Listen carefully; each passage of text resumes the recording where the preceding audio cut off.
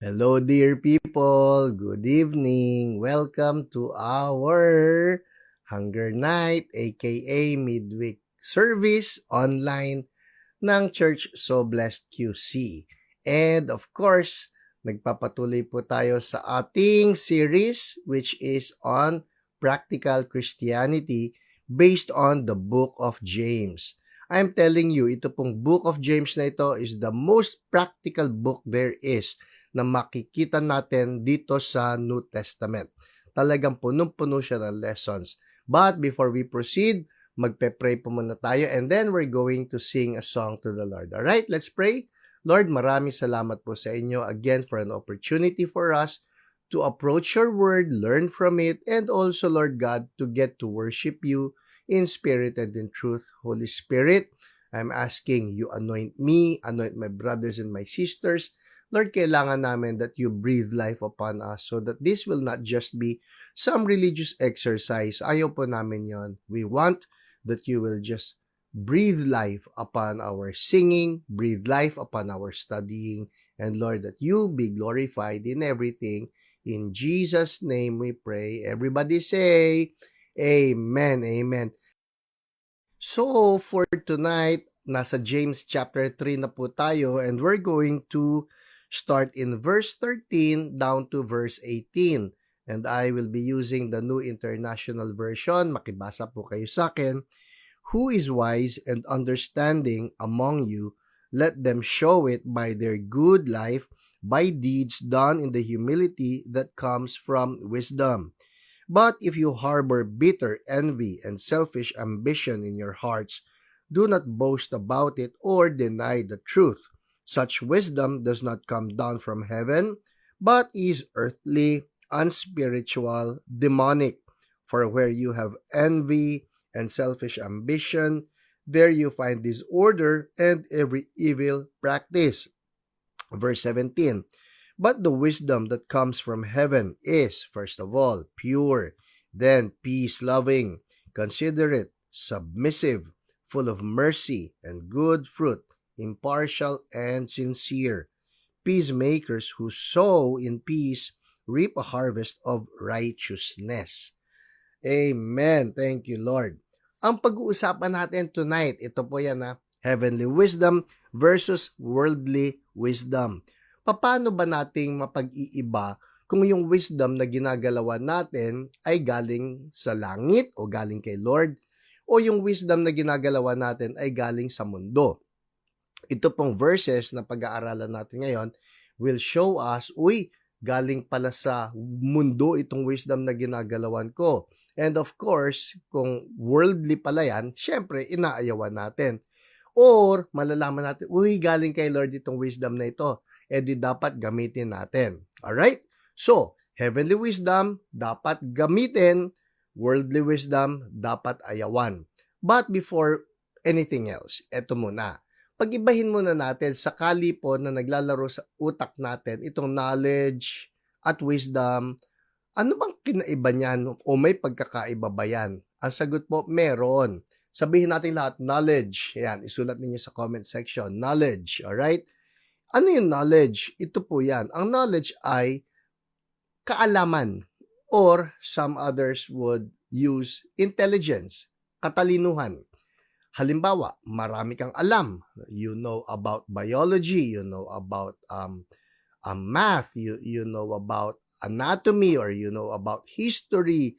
Yung po mga knowledge yan. Pumupunta tayo sa eskwelahan, we gain knowledge. Alright? Ngayon, ito po, ang wisdom is knowing how to apply that knowledge. Kasi maraming mga tao, maraming alam.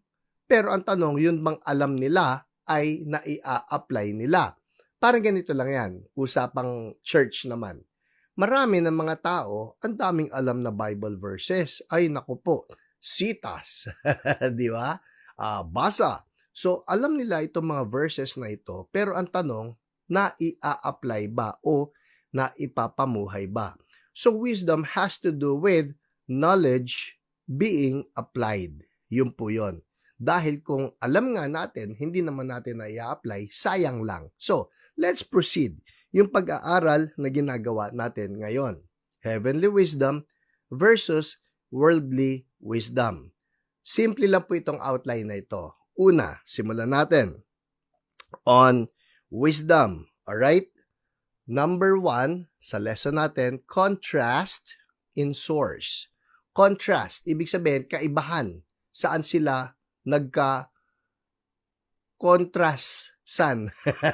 Saan sila nagkaiba? Sa source, alright? Contrast in source, halimbawa, itong worldly wisdom. Doon muna tayo, worldly wisdom. Sabi rito sa verse 15, ito raw wisdom ng world o wisdom ng mundo, such wisdom does not come down from heaven, but is earthly, unspiritual, demonic. Yun po ang sabi. Ang source daw ng worldly wisdom ay earthly, unspiritual, demonic. In short, it is world of the world, it is of the flesh, and it is of the devil. Talaga? Opo. Yun ang sabi ni James. Worldly wisdom is earthly, unspiritual, demonic. Man's wisdom comes from reasoning. Reasoning. Masama ba yung reasoning? Malalaman po natin mamaya as we proceed. Pero ito yan. Man's wisdom comes from reasoning, tapos heavenly wisdom comes from revelation. Let me explain. Sa Bible, meron po tayong iba't ibang mga kwento kung saan ang mankind ay gumamit ng worldly wisdom. Halimbawa, naalala ninyo, yung immediately after the flood, hindi ba God destroyed the entire planet during the time of Noah? Hindi ba? Nagkaroon ng Noah's flood. Pagkatapos, na-replenish na uli yung earth, dumami na uli ang tao, nanganak na ng nanganak ang tao, and mankind eventually became wicked again. Naging wicked uli hindi ba? So, what happens? Ito pong Tower of Babel, naalala nyo? Ano ang reasoning? Ito na, yung worldly wisdom has to do with reasoning. Ano ang reasoning ng tao nun? Tara, magtayo tayo ng isang tower that will reach up to heaven. Naalala nyo? That will reach up to heaven. Pero ang tanong, yun ba ang utos ni Lord sa kanila? Hindi Ang utos ni Lord, go. Sabi niya, go, and then you multiply, and then you spread all over the earth. That way, the glory of God will be spread all over the earth. But instead, they were using human wisdom or worldly wisdom. Isang halimbawa po yan. Ito pa, isang example ng worldly wisdom. Naalala ninyo noong si King Saul, kasama niya yung buong army of Israel, na kalaban nila rito yung Philistine army. Pagkatapos meron yung Philistine giant na soldier, Goliath, di ba? At naghahamon ito si Goliath. Now, you remember, David, nung narinig niya yung mocking na ginagawa nitong si Goliath, sabi niya, who is this uncircumcised fellow that he dares to mock the armies of the living God? At ito si David nagalit. Sabi niya, uy, I volunteer, lalabanan ko ito. Di ba? So, ito naman si King Saul, it's as if he had no choice dahil wala naman doon sa buong army ng Israel willing to face off with Goliath. So, anong ginawa ni King Saul? Pinayagan niya si David. Alright, now, sabi niya, o sige, Totoy, papayagan kita lumaban dito sa giant. But, before you face him, anong ginawa ni King Saul? Binigay niya yung armor niya kay David.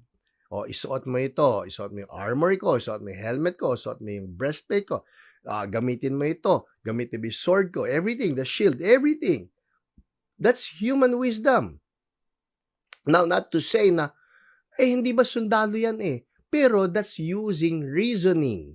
Ito po yan. I'm not against reason, lalo na yung good reason. Maganda ang good reason. But, if that reason counters the wisdom of God, ito na yung sinasabi ni James na it is earthly, it is soulish, and it is demonic. So, anong nangyari dito? Human wisdom, King Saul, sabi niya, o sige, bibigyan kita ng armor ko bago mo labanan si Goliath. Anong sagot ni David?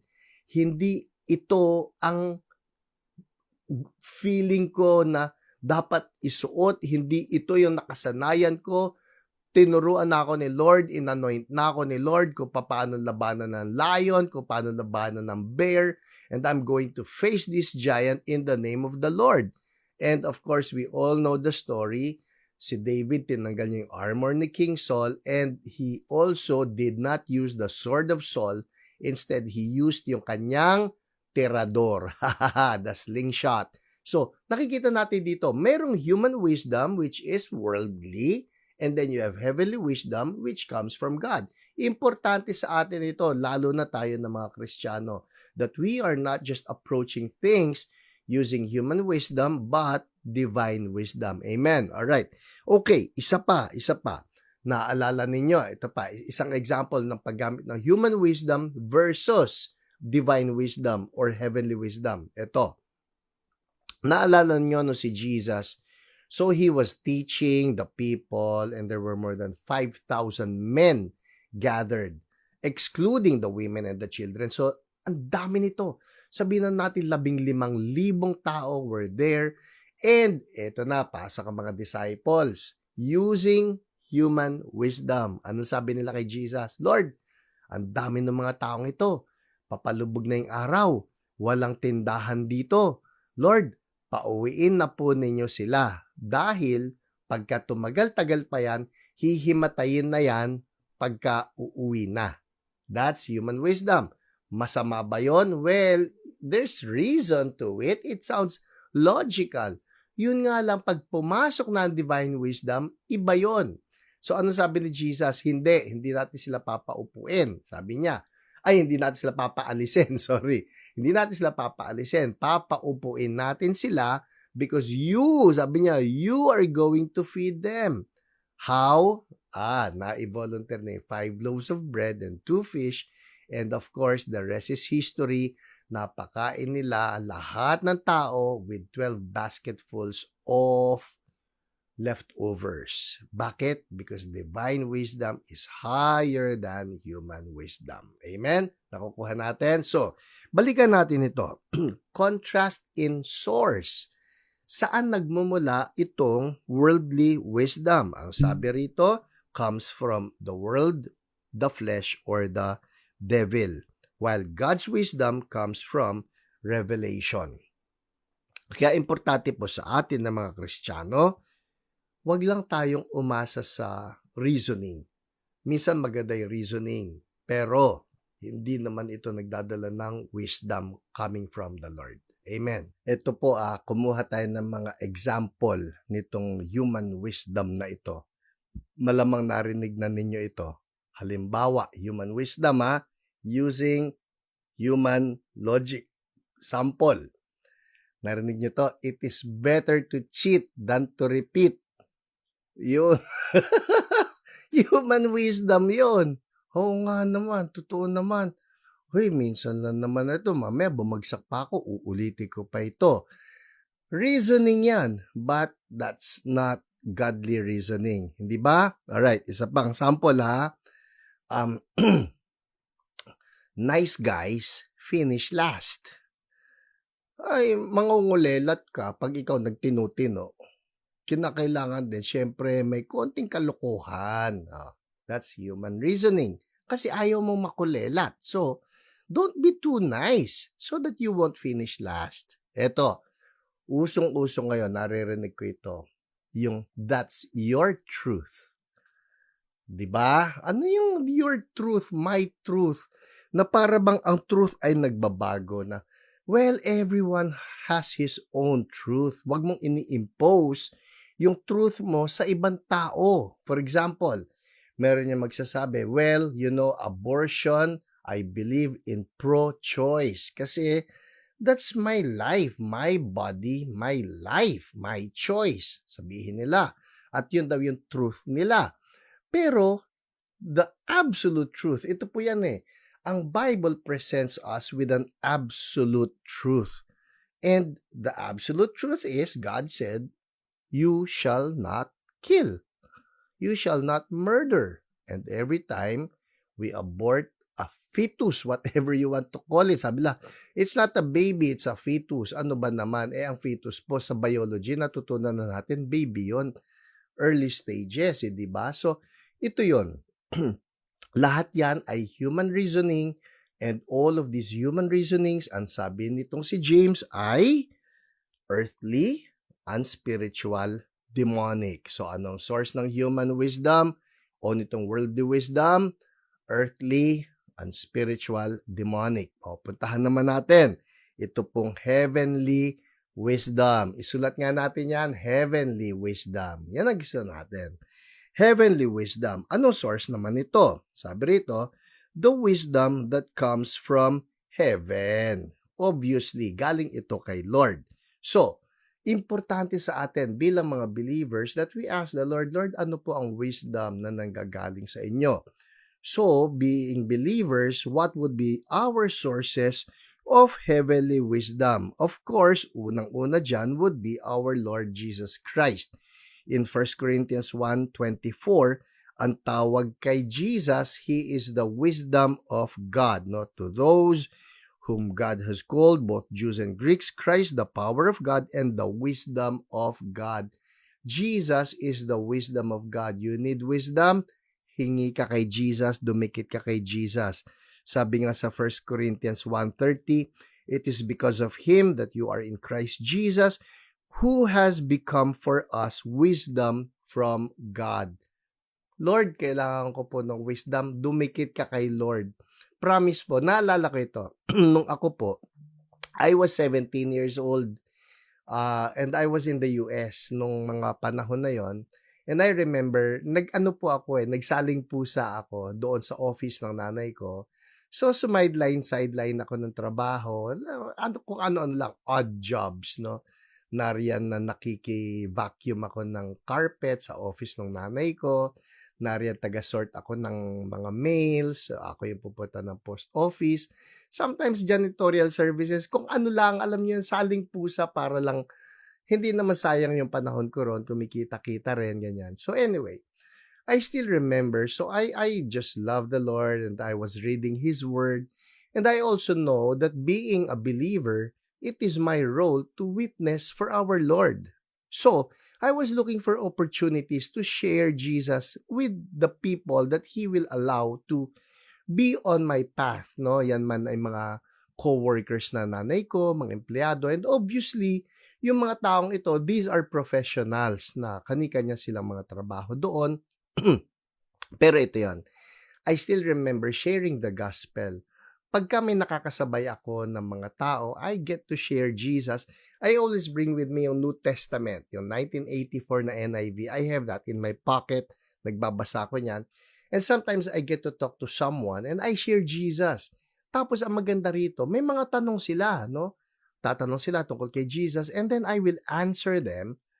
More often than not, mayroong mga Bible verses that come to mind that I share with them. So, in short, nagkakaroon ako ng interaction sa mga tao.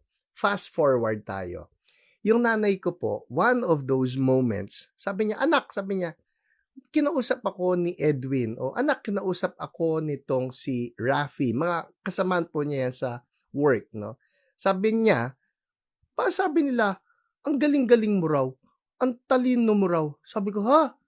Bakit po? Ewan ko, yun nga itatanong ko ano bang nangyayari na may ganun silang impression? Ay, sabi ko, na-sharean ko lang ng word, na-sharean ko ng gospel. And basically, I was just quoting verses. And guess what?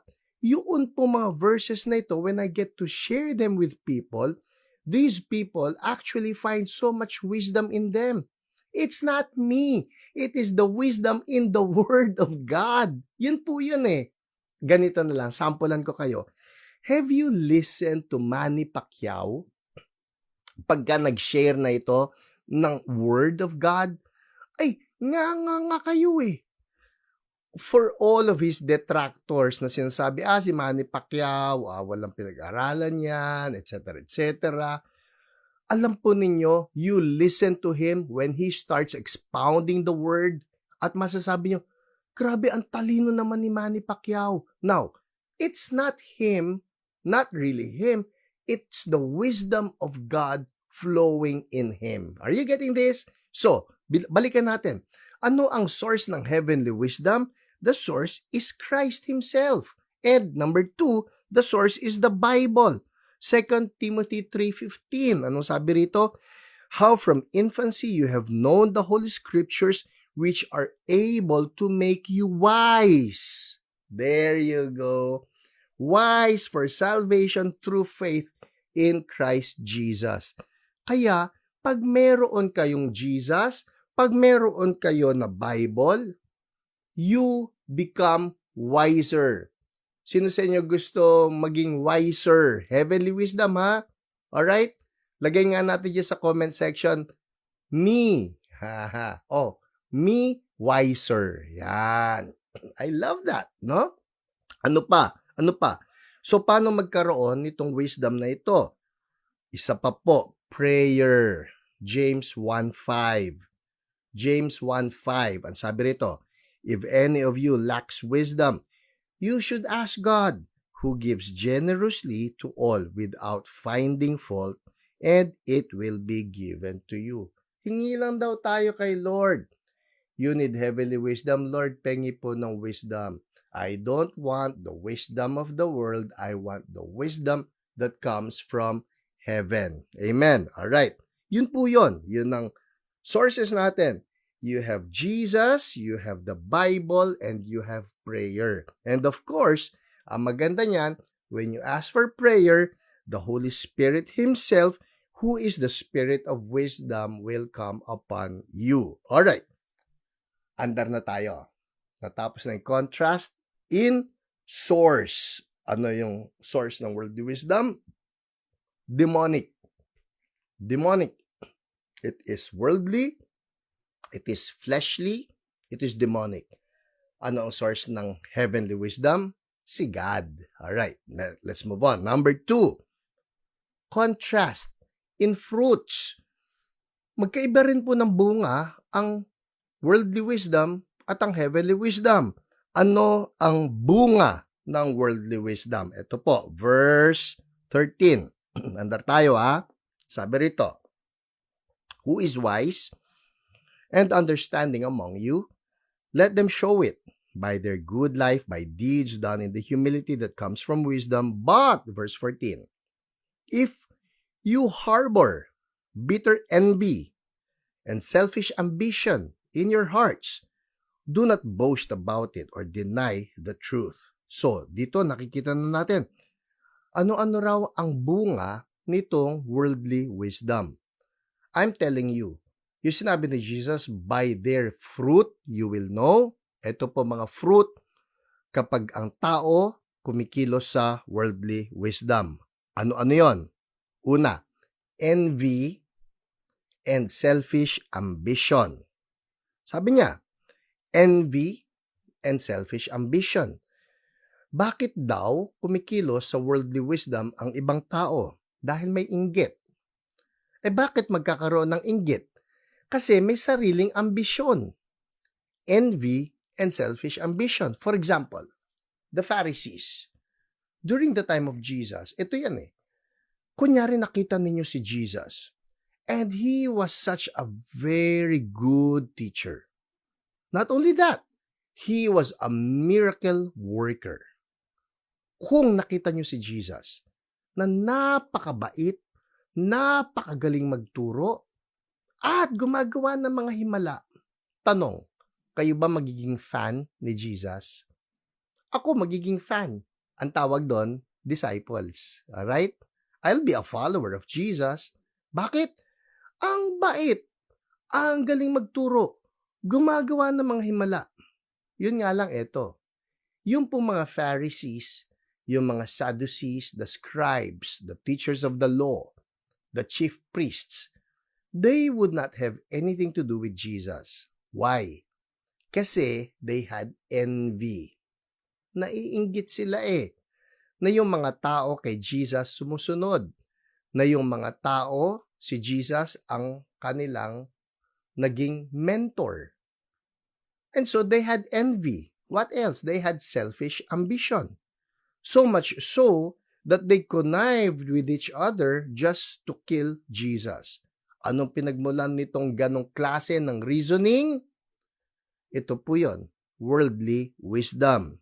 Ano nangyari? Sabi rito andar tayo sa verse 16. For where you have envy and selfish ambition, ito na, may envy, may selfish ambition. Kaya importante, Lord, check nyo nga yung heart ko. Ayoko nang may envy ako sa sino mang tao. Baka may kinakainggitan tayo ha. Buti pa siya. O dito, may a-address ako. Yung terminong sana all. I'm telling you people, yung sana all, well, ganito, let me put it this way. Meron yung mga sana all na good. Na kunyari, nakita mo ang isang tao who's living in godliness and you want to emulate that person, sana all. Sana ako rin, ganon. Pero, kung yung sana all naman natin ay nandun yung inggit na, meron siyang bagong bike, o meron siyang bagong kotse, o meron siyang umunlad yung business niya, ang ganda ng bahay niya, sana all. Pangit. That's envy. Hindi ba? Meron pa yung godly na desire. It's my godly desire, Lord, I want to be like you. And then you see somebody. Ako halimbawa, nakita ko si Heidi Baker, nakita ko how much she loves the Lord, yung intimacy niya with Jesus, how she loves the Word, how she worships Jesus. Oh Lord, sana all. Yun, maganda yun. Pero, yung nakakakita ka ng isang kapwa mo na umaasenso at ikaw ay hindi, sana all, that's envy. And that's not right. Okay? So, check your hearts, Okay, ano raw nangyayari? Pag may envy at merong selfish ambition, sabi rito, verse 16, for where you have envy and selfish ambition, there you find what? Disorder. Yun na. And every evil practice. So, ano ang fruits ng worldly wisdom? There's envy, there's selfish ambition, and then comes disorder. Nagkakaaway-away na. And then you have evil practice. Sample, Absalom. What about Absalom? Nakita niya yung tatay niya hari. And then guess what he does? Ito, assignment ninyo 2 Samuel chapter 15 verses 1 to 7. O wag na ang assignment, babasahin ko na. Alright? 2 Samuel chapter 15 verses 1 to 7. In the course of time, Absalom provided himself with a chariot and horses and with 50 men to run ahead of him. So, nagpapakita na rito si Absalom ng power. Gumagaya sa tatay.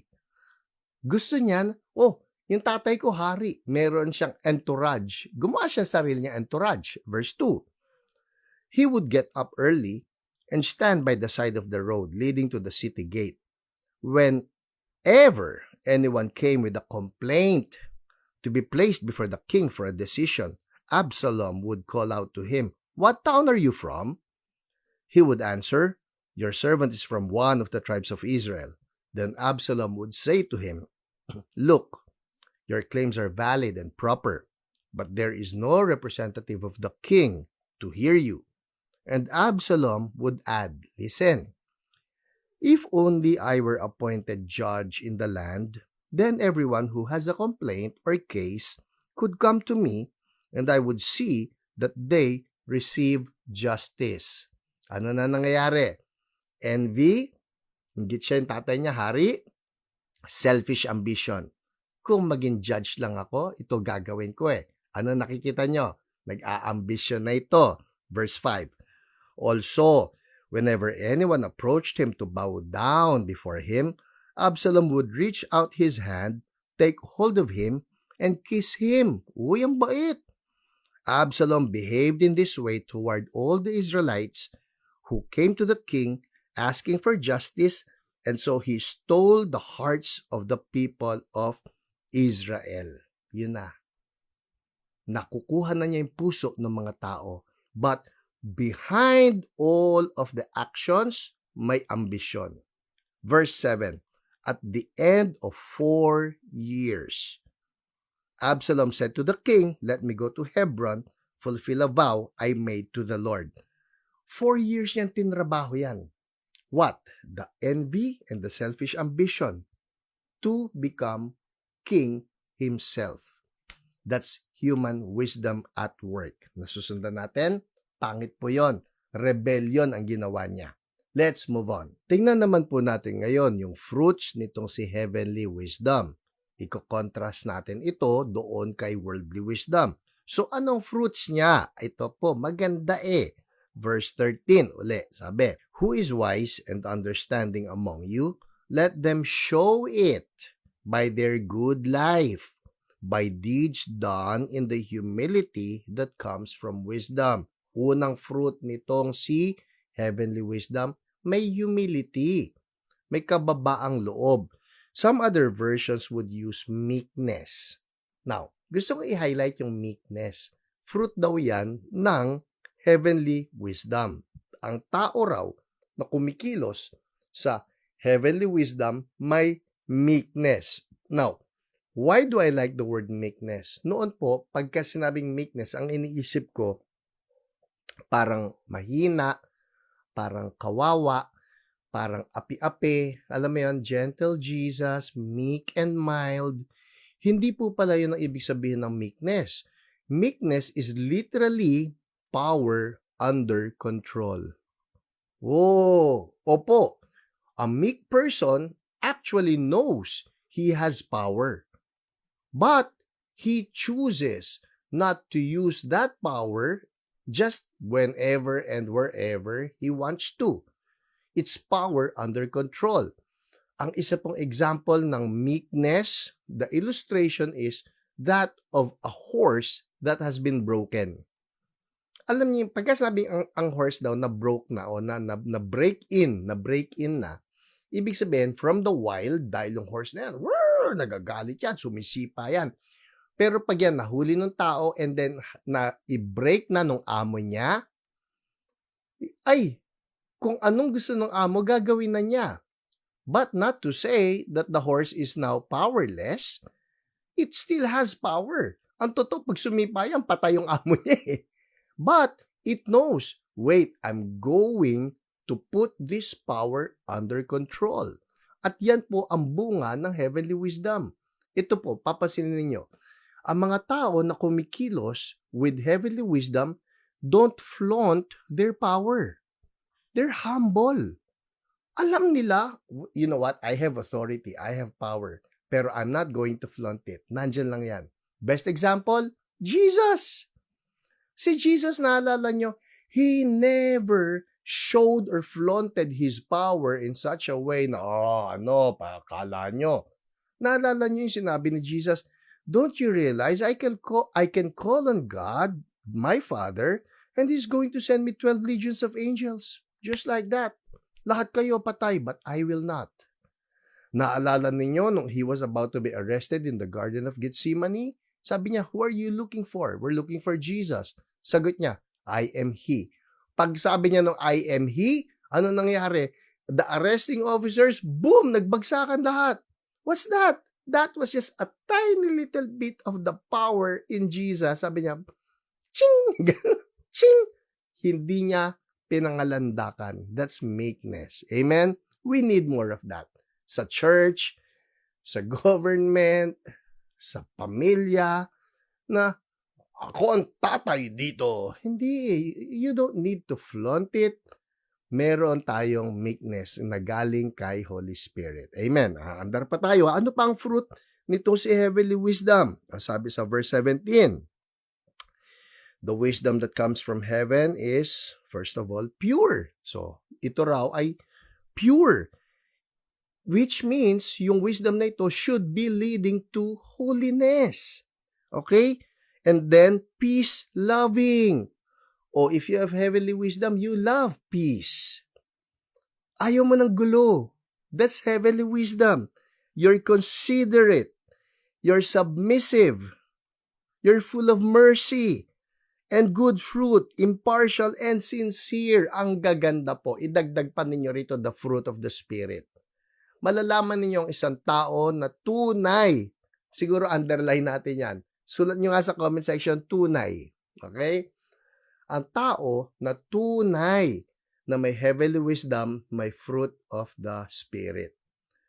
Aanhin mo nga, napakagaling ng taong yan. Napakarunong. Ang daming alam. Pero tingnan mo naman ang buhay. If the talk is not matched by the walk, never mind.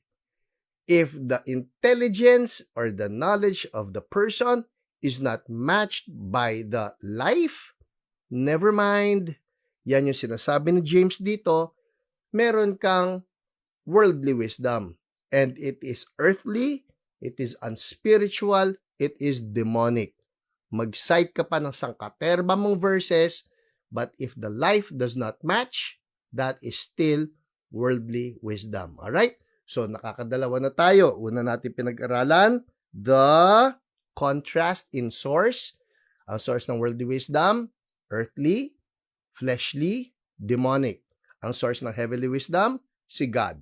So, dumikit tayo kay God, kay Jesus, sa Bible, and then we pray. Tapos na tayo sa contrast in fruits.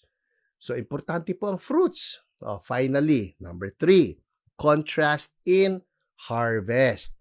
Ito po, kakaiba ito. So, meron tayong mga fruits. Pero dito, yung fruits, siya ang nagha-harvest. Ano ang harvest ng makikita natin sa isang tao na may heavenly wisdom? Verse 18. Ito na, last verse. Peacemakers who sow in peace reap a harvest of righteousness. Ganito na lang po yan. In conclusion, those who have the heavenly wisdom reap a harvest of righteousness. Thus, they are called peacemakers. Yun na lang yun. Kasi magtatanong ka, ba't biglang pumasok dito yung peacemakers? Kasi ang sinasabi ni James dito, kung ikaw, totoo na meron kang heavenly wisdom, ang bunga mo, you love to make peace. Pag ikaw, you have the worldly kind of wisdom, magulo ka. Magulo ka. Palaaway ka, pala-issue ka, mahilig kang gumawa ng intriga. Ang dami mong ang alam, but you're not promoting unity. Ang dami mong alam, but you're not promoting peace. Aanhin natin sa church ang isang napakagaling, napakatalino, ay ang daming alam, ay ang daming memorize. But you're not promoting peace, you're not promoting unity, never mind. In conclusion, naalala ko po rito si Abraham at si Lot. Alright? The story is in Genesis 13, verses 10 to 17. Naalala nyo, si Lot kasi pamangkin ito na Abraham, pero sumama Sumama nung si Abraham nagpunta sa promised land, bumuntot ang Lot. Ang sabi rito, lumaki ng lumaki yung kanilang properties to the extent na nag-aaway-away yung mga tauhan nila. Sabi ni Abraham, hindi tama na nag-aaway-away, magkakamag-anak tayo.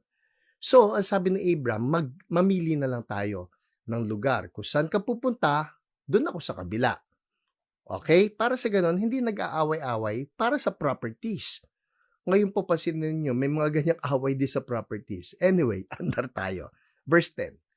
Lot looked around and saw that the whole plain of the Jordan toward Zoar was well-watered, like the garden of the Lord, like the land of Egypt. So, well-watered. Well-watered. Okay? Kung ikaw naghahanap ng magandang lupa, well-watered, sabi rito sa verse 11, so Lot chose for himself the whole plain of the Jordan and set out toward the east. The two men parted company. Naghiwalay sila. So, ano nangyari dito kay Lot? He chose, this is human wisdom. This is worldly wisdom. Based on what? Reasoning. Matubig doon. Maganda yon. Yun ang pinili niya.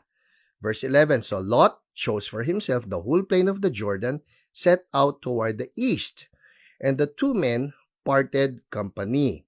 Abram lived in the land of Canaan, while Lot lived among the cities of the plain and pitched his tents near Sodom. Etong problema, verse 13. Now the people of Sodom were wicked and were sinning greatly against the Lord. Pero yun ang pinili ni Lot. Anong dahilan niya? Mas maganda yung lupa ron at mas well-watered. Yun ang problema kapag ka human wisdom lang ang pinairal natin. Uy, mas kikita ko ron. Uy, mas yayaman ako. Uy, mas sisikat ako ron. Uy, mas magiging makapangyarihan ako doon.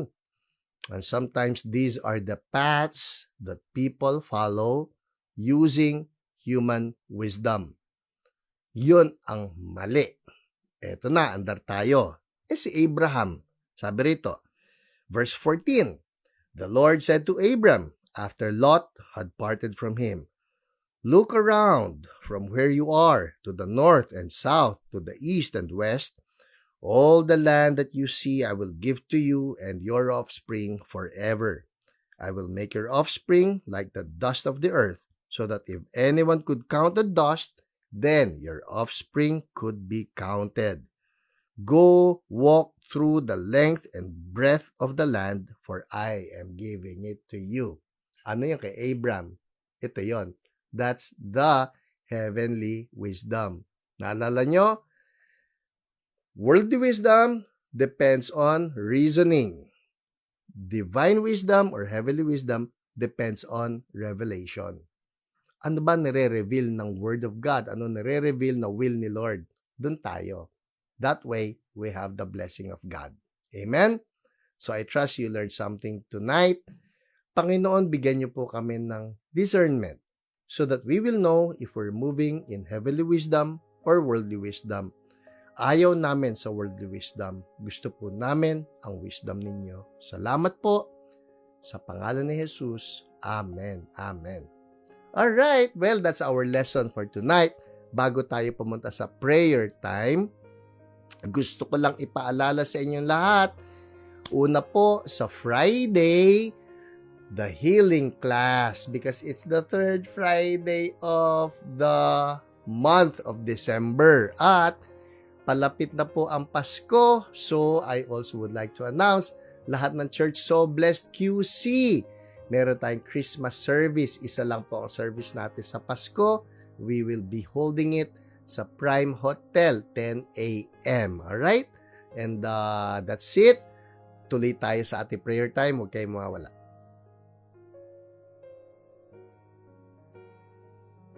Good evening po. Tayo po ay dadako sa ating prayer time. At una po sa aking listahan ay pagpray po natin ang aming youth camp na gaganapin na po sa susunod na linggo, December 27. So let's pray for the organizing team. Let's pray for the speakers. Let's pray for the delegates. Let's pray for everyone involved. So let's start. Lord, we commit to you itong youth camp namin, yung Revivalist 2025. We lift up to you, Lord God, the delegates, those people who help us, Lord, the staff, the speakers, the organizing committee, that you will cover all of them with your holy blood. Wala pong plan ng enemy to harm any of them, Lord, will prosper in Jesus' name because they are covered with your holy blood. I pray, Lord, sa paparating na youth camp, Lord, na kumilos ka po with your mighty power, Lord. We want, Lord God, na hindi ito parang isang event lang ulit, Lord, pero we want, Lord, a fresh encounter with you, Lord, na wala pong lalabas sa youth camp na yun na hindi changed ang kanilang buhay, Lord. Wala pong lalabas sa youth camp na yun, Lord God, na hindi po magiging on fire para sa iyo, Panginoon. Lord, wala po mananatiling malamig na kabataan after po ng youth camp na to. We pray, Lord, for all of them, Lord, na lahat po sila, Lord, ay ingatan mo po. Lahat po sila, Lord, ay bantayan mo. And we pray, Lord, that you will surround them with your holy angels, Lord, even the speakers, the committee heads, Lord, the delegates, the staff, those people, Lord, who are helping us, Lord. We pray, Lord, na samahan niyo po ang bawat isa sa kanila sa pangalan ng Jesus. And Lord, we pray na kayo po ay kumilos sa kanilang mga buhay. In Jesus' name, Amen. Sige po, susunod naman, let's pray for Church So Blessed. Let's pray for the pastors, the staff, the ministers, and the members. So let's pray. Lord, we pray for our church, Church So Blessed. Ngayon po, Lord, even as we are celebrating Christmas, Lord, we pray po para sa lahat ng members ng Church So Blessed na kami lahat, Lord God, we will just experience your love, your joy, your peace, Lord, your patience, kindness, goodness, faithfulness, gentleness, and self-control. Lord, I just pray for every member, Lord, to just be filled with the Holy Spirit. Lord, it's not just the name Church So Blessed na kinikerry namin. Kami po, Lord, ay mga Kristiyano, and Lord, we carry your name wherever we go, Lord. So, Lord, even as we worship you, even as we praise you, Lord, I pray na kami pong lahat, Lord, dala-dala namin ang kingdom mo, which is righteousness, peace, and joy in the Holy Spirit. Lord, we just pray for the members of Church So Blessed na patuloy po mag-apoy sa inyo, Lord, mapamatanda, mapabata, kabataan, young adult. Lord, lahat po sila ay mag-aapoy para sa inyo. Wala po mananatiling malamig sa pangalan ni Jesus. Lord, we pray for the staff, for the ministers, Lord.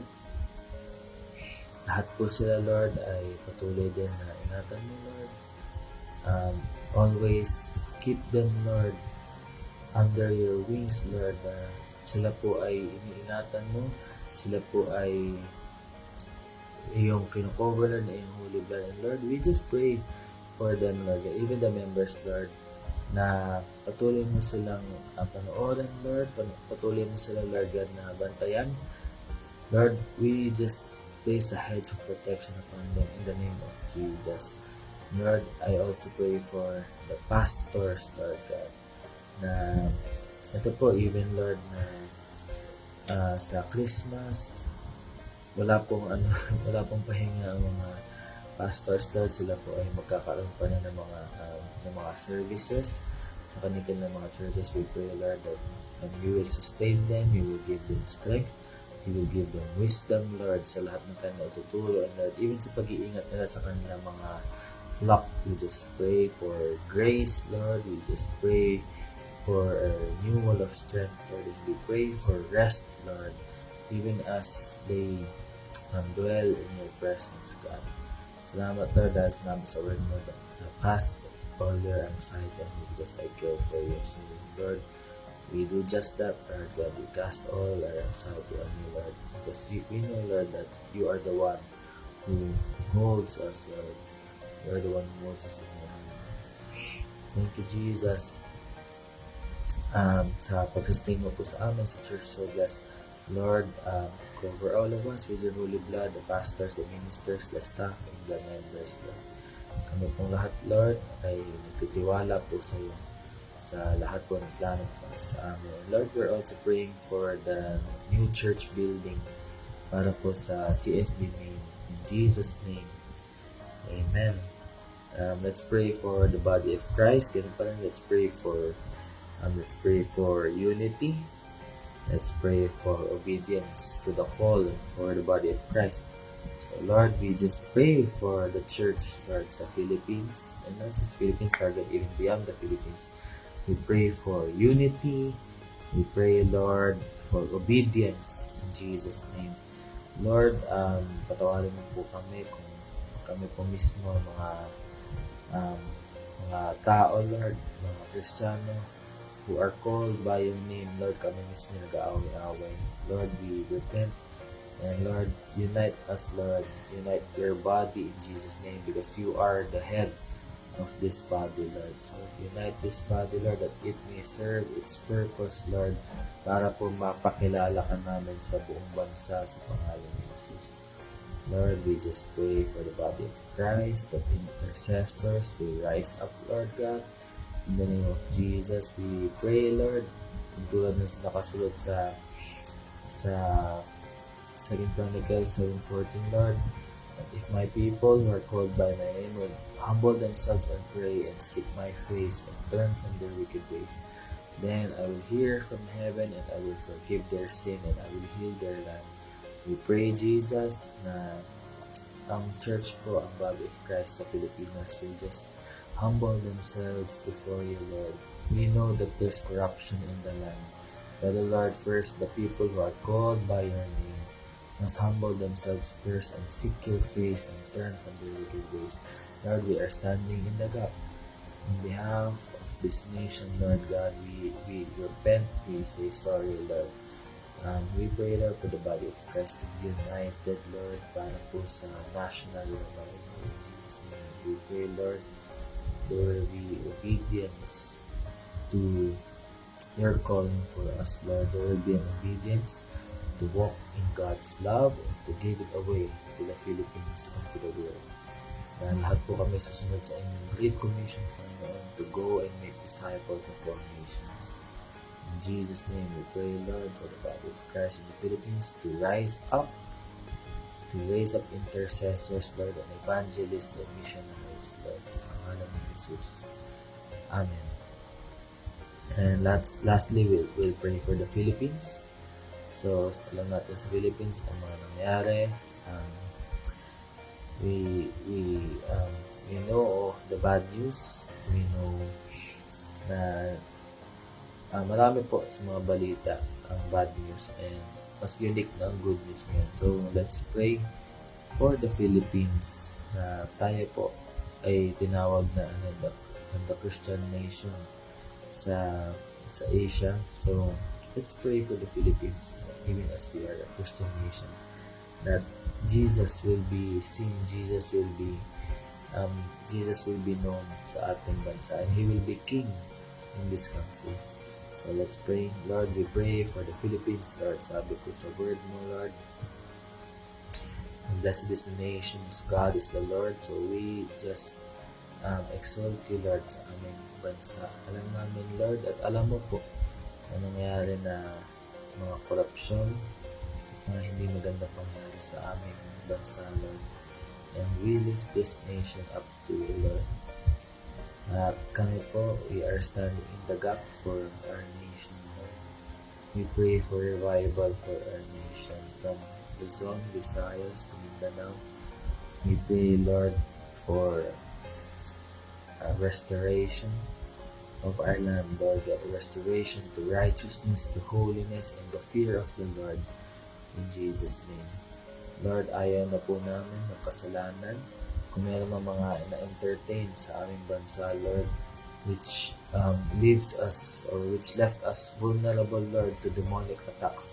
Kami po ay nangihingi ng tawad, Lord, sa kasalanan ng adultery, sa kasalanan ng corruption, sa kasalanan ng fornication, sa kasalanan, Lord God, ng pagnanakaw, sa kasalanan, Lord, ng pagiging mayabang, sa kasalanan ng homosexuality. We ask for forgiveness, Lord. Kami po ay nangihingi ng tawad. Even, Lord, sa kasalanan ng pagkasiga, pagkamayabang, Lord, kami po ay nangihingi ng tawad on behalf of this nation. Lord, have mercy on the Philippines. We pray, Lord, para po sa aming bansa, na ito po ay isang Christian nation, Lord. This is a nation whose God is the Lord, whose God is Yahweh, whose God is Jesus. And we pray for the Philippines, Lord, that you will heal our land, you will revive our land. We pray, Lord, na ikaw po ang mamuna sa aming bansa. We pray for the fear of the Lord para po sa aming mga namumuno at sa mga mambabatas, Lord. We pray for the fear of the Lord upon each and every one of them, Lord God. If there's any injustice, if there's any corruption, Lord, we say, Lord, right now to their hearts, they will have the fear of the Lord. And Lord, even as this nation becomes righteous under your rule, Lord, this nation will prosper, Lord. This nation will be blessed. In Jesus' name. Salamat, Panginoon. Amen. Amen. And Lord, we just seal every prayer that we have uttered, Lord. We seal every prayer with the blood of Jesus. Lord, nothing will be stolen. And Lord, we know that even sa aming pag-pray, Lord, you have already heard our prayers, Lord. All your promises are yes and amen in Christ Jesus. Salamat po, Panginoon. We give you the glory, we give you the honor, Lord, in Jesus' name. Amen. Well, that's it for us tonight. So people, I will be seeing you on Friday, 8 p.m. po ang The Healing Class for those of you who may not know sa Hiram Grospe Pangilinan Facebook page. And I'll see you Sunday, 9 a.m. and 11 a.m. and on Christmas for our Christmas Day service. Alright? That's it. God bless everybody. Bye!